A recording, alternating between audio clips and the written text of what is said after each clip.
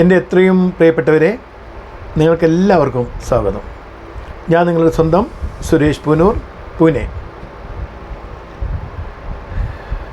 നമ്മൾ 2-3 ദിവസങ്ങളായിട്ട് ഇവിടെ അവതരിപ്പിച്ചുകൊണ്ടിരിക്കുന്ന കാര്യം ഒരു ദാമ്പത്യ ജീവിതത്തിലെ വിജയത്തിന് വേണ്ടി, ദാമ്പത്യ വിജയത്തിന് വേണ്ടി നാം പരിപാലിക്കേണ്ട കാര്യങ്ങൾ.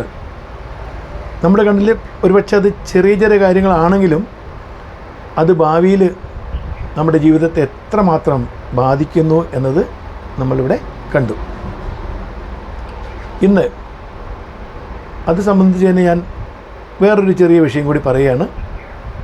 വിഷയം നമ്മുടെ കാഴ്ചപ്പാടിൽ ഒരുപക്ഷെ ചെറുതാണെങ്കിലും അത് ഭാവിയിലും ഈ ദാമ്പത്യ വിജയത്തിലൊക്കെ ഒരുപാട് മാറ്റങ്ങളുണ്ടാക്കുന്ന, ഒരുപാട് നമ്മളൊരിക്കലും പ്രതീക്ഷിക്കാത്ത രീതിയിലുള്ള അഭിവൃദ്ധി ഉണ്ടാക്കുന്ന ഒരു വലിയ കാര്യം തന്നെയാണ്. നമുക്ക് നോക്കാം എന്താണെന്ന്.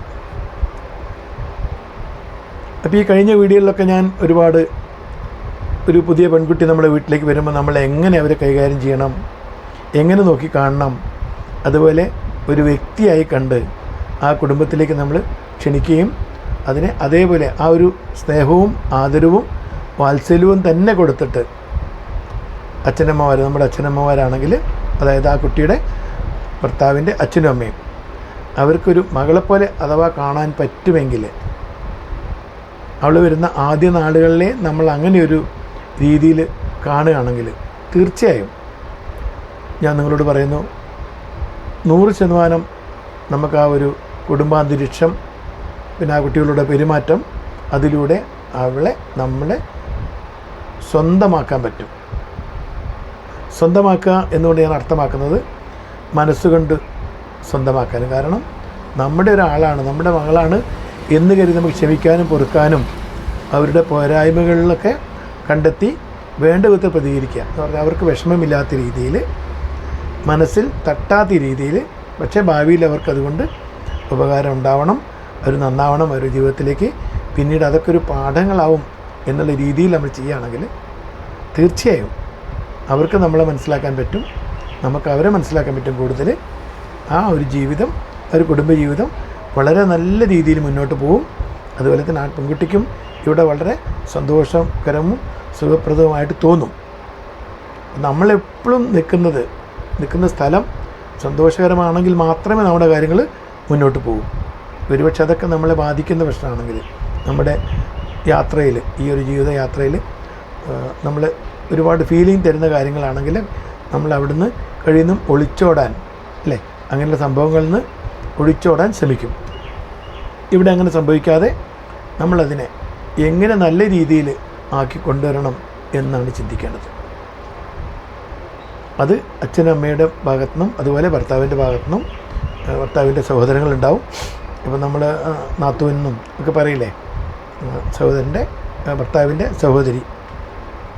അപ്പം എന്തിനാണെന്നറിയില്ല, ഒരു പുതിയ വരുന്നൊരു പെൺകുട്ടിയോട് നമുക്കൊരു കുശുമ്പും ഒന്നായ്മയും കാണിക്കാനൊരു ഉത്സാഹം കൂടും, പ്രത്യേകിച്ചും സ്ത്രീകൾക്ക്. അത് ഒരുപക്ഷെ തനിക്ക് കിട്ടുന്ന സ്ഥാനം എവിടെ ആ പെൺകുട്ടി അപകരിക്കുമോ എന്ന് ചിന്തിച്ചിട്ടാവാം. പക്ഷെ അതിൻ്റെ ഒന്നും ആവശ്യമില്ല. നമ്മൾ എന്ത് കൊടുക്കുന്നോ അതാണ് നമ്മൾ തിരിച്ച് നമുക്ക് കിട്ടുന്നത് നമ്മുടെ ജീവിതത്തിൽ എന്ന് മനസ്സിലാക്കുക. ആ പെൺകുട്ടിയെ അതുപോലെ സ്നേഹിക്കാനും നമ്മുടെ ഒരാളായി കാണാനും ശ്രമിക്കുകയാണെങ്കിൽ തീർച്ചയായും നിങ്ങൾ ഭാവിയിൽ അത് ഒരുപാട് ഗുണങ്ങൾ ചെയ്യും. പിന്നെ ഭർത്താക്കന്മാരോട് എനിക്ക് പറയാനുള്ളത്, എപ്പോഴും ഒരു സൗഹൃദം കാത്തു സൂക്ഷിക്കാൻ ശ്രമിക്കുക. നിങ്ങൾ ചിന്തിച്ച് നോക്കൂ, ഒരുപക്ഷെ നമ്മളിപ്പം കല്യാണം കഴിച്ച് ഒക്കെ വന്നെങ്കിലും നമ്മുടെ സുഹൃത്തുക്കളായിട്ടും അത് കുറച്ച് നമ്മുടെ വ്യക്തിപരമായ സന്തോഷത്തിന് വേണ്ടി മദ്യപാനമോ പുകവലിയോ അങ്ങനെയുള്ള നമ്മുടേതായിട്ടുള്ള എൻജോയ്മെൻറ്റ് നമ്മൾ പലരും, അല്ലേ, ഭൂരിഭാഗവും ചെയ്യാറുണ്ട്. അപ്പോൾ അതുപോലെ തന്നെ എൻജോയ്മെൻറ്റ് ചെയ്യാൻ നമുക്ക് ഭാര്യമാരെ അനുവദിക്കാൻ പറ്റുമോ? ആരും അനുവദിക്കില്ല. കാരണം ഭാര്യ എന്നത് നമ്മുടെ ഒരു കാര്യങ്ങളൊക്കെ ചെയ്തു നോക്കാനും നമ്മളെ പരിചരിക്കാനും മാത്രമുള്ള ഒരു ആളാണ്. വീട്ടിലത്തെ പണി ചെയ്യുക, കുട്ടികളെ നോക്കുക, അവരുടെ പഠിപ്പുകാരെ ശ്രദ്ധിക്കുക, സ്കൂളിൽ കൊണ്ടുവിടണം, തിരിച്ചു കൊണ്ടുവരണം, അങ്ങനെയൊക്കെ ശ്രദ്ധിക്കുക. അതുമാത്രം അല്ലേ, അങ്ങനെ ആയിരുന്നു ഒരു കാലഘട്ടത്തിൽ. ഇപ്പം അതൊക്കെ മാറി. ഇപ്പം പുതിയ തലമുറ അതൊക്കെ മാറ്റി. രണ്ടുപേരും ജോലി ചെയ്യുന്നു, രണ്ടുപേരും വീട്ടിലെ പണികളും കാര്യങ്ങളൊക്കെ ഷെയർ ചെയ്യുന്നു. ഒരുപക്ഷെ പലപ്പോഴും ഇപ്പോൾ സിറ്റിയിലൊക്കെ അച്ഛനും അമ്മയും അതുപോലെ മുതിർന്ന ആളുകളൊന്നും നമ്മുടെ കൂടെ ഉണ്ടാവില്ല. ഭാര്യ, ഭർത്താവ്, 1-2 കുട്ടികൾ.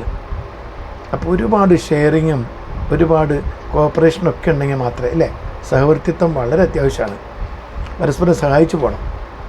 എല്ലാം അവളി ചെയ്യട്ടെ, അതെൻ്റെ പണിയല്ല എന്ന് കരുതി നമ്മൾ മാറി നിൽക്കുകയാണെങ്കിൽ അതൊക്കെ മാനസികമായിട്ടൊക്കെ അവരെ ബാധിക്കും, ശാരീരികമായിട്ടും ബാധിക്കും. മാനസിക ആരോഗ്യം വളരെ പ്രാധാന്യം അർഹിക്കുന്ന ഒരു ഘടകമാണ് ഇവിടെ. മനസ്സുകൊണ്ടും ശരീരം കൊണ്ടും ഒക്കെ നമ്മൾ ആരോഗ്യവാന്മാരായിരിക്കണം. പക്ഷെ അതിനുള്ള സാഹചര്യം സൃഷ്ടിക്കേണ്ടത് ഒരാളല്ല, 2 പേരും ചേർന്നിട്ടാണ്. ഈ 2 പേരും ചേർന്നിട്ട് പരസ്പരം ഒരു സ്നേഹമുണ്ടെങ്കിൽ മാത്രമേ ഇങ്ങനെയുള്ള കാര്യങ്ങളൊക്കെ നമുക്ക് ചെയ്യാൻ പറ്റൂ. അപ്പോൾ ആ ഒരു സൗഹൃദം, ആ ഒരു പരസ്പര സ്നേഹം അവിടെ ഉണ്ടായിരിക്കണം. നമ്മുടെ ഭാര്യയ്ക്ക് തോന്നണം, എൻ്റെ ഭർത്താവാണ് എൻ്റെ ഏറ്റവും നല്ല സുഹൃത്ത്. ഏറ്റവും നല്ല സുഹൃത്ത് എൻ്റെ ഭർത്താവാണ്. അതുപോലെ എൻ്റെ ഭാര്യയ്ക്ക് തോന്നണം അല്ലേ, എൻ്റെ ഏറ്റവും വലിയ സുഹൃത്താരാണ്, ഏറ്റവും ഡിയറസ്റ്റ് എന്ന് പറഞ്ഞാൽ എൻ്റെ ഭാര്യ തന്നെയാണ് എന്നുള്ളൊരു തോന്നൽ സൃഷ്ടിക്കാൻ സാധിച്ചാൽ നിങ്ങളുടെ ദാമ്പത്യത്തിലും നിങ്ങളുടെ ജീവിതത്തിലും നിങ്ങൾ വിജയിച്ചു. കാരണം അങ്ങനെ ആകുമ്പോൾ എന്ത് പറ്റും, എല്ലാ കാര്യങ്ങളും നമുക്ക് ഭർത്താവിനോടും അതുപോലെ ഭാര്യയോടും തുറന്നു പറയാൻ സാധിക്കും എന്നുള്ളൊരു അവസ്ഥ കൂടി വരികയാണെങ്കിൽ തീർച്ചയായും ഒരുപാട് പ്രശ്നങ്ങൾക്കൊക്കെ പരിധി വരും.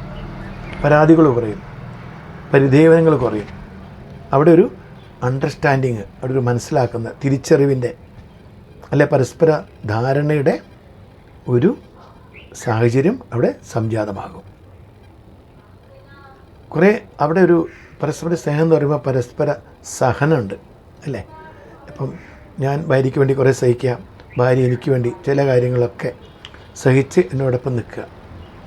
അവിടെ ഒരു പരസ്പര സഹകരണവും പരസ്പര സഹനവും പരസ്പര സ്നേഹവും പരസ്പര വിശ്വാസവും അങ്ങനെ എല്ലാ മേഖലയിലും ആ ഒരു ഒത്തൊരുമ അവിടെ ഉണ്ടെങ്കിൽ തീർച്ചയായിട്ടും നിങ്ങളുടെ ദാമ്പത്യത്തിന് നിങ്ങളൊന്നും തിരിഞ്ഞു നോക്കേണ്ട ആവശ്യമില്ല, സമ്പൂർണ്ണ വിജയമായിരിക്കും. നാം സൃഷ്ടിയുടെ കാര്യം വെച്ച് നോക്കിയാൽ സ്ത്രീയും പുരുഷനും പരസ്പര പൂരകങ്ങളാണ്. സ്ത്രീ പുരുഷൻ്റെ അടിമയോ പുരുഷൻ സ്ത്രീയുടെ കാര്യങ്ങൾ നോക്കാൻ വേണ്ടിയുള്ള മനുഷ്യനോ അങ്ങനെയൊന്നല്ല. നമുക്കൊരു ഭാര്യ വന്നു എന്ന് കരുതി നമ്മൾ അമ്മയോ സഹോദരിയോ നമുക്ക് ഒഴിവാക്കാൻ പറ്റില്ല. അപ്പം അങ്ങനെയുള്ള എല്ലാ കാര്യങ്ങളും ചിന്തിച്ച് നമ്മൾ നോക്കുമ്പോൾ ഭാര്യയായിട്ട് നമുക്ക് ഈ കാര്യങ്ങൾ ചർച്ച ചെയ്യാൻ പറ്റും അല്ലേ.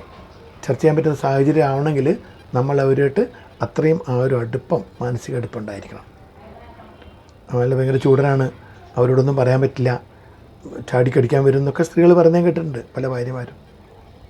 അങ്ങനെയില്ലാതെ അവർ പറയുന്നത് കേൾക്കാനുള്ളൊരു മനസ്സ് നമ്മൾ കൊടുക്കുകയാണെങ്കിൽ പരിഹാരങ്ങളിലുപരി, ഇത് ഞാൻ ഒരിക്കലും ഈ കാര്യം പറഞ്ഞിട്ടുണ്ട്, പരിഹാരങ്ങൾ ചെയ്യാൻ പറ്റിയില്ലെങ്കിൽ കൂടി നമുക്കത് അവരുടെ പറയുന്ന നല്ലൊരു ലിസണർ ആയി മാറുകയാണെങ്കിൽ, നല്ലൊരു കേൾവിക്കാരൻ ആയി മാറിയാൽ തന്നെ കുറേ പ്രശ്നങ്ങളിലൂടെ സോൾവ് ആയി.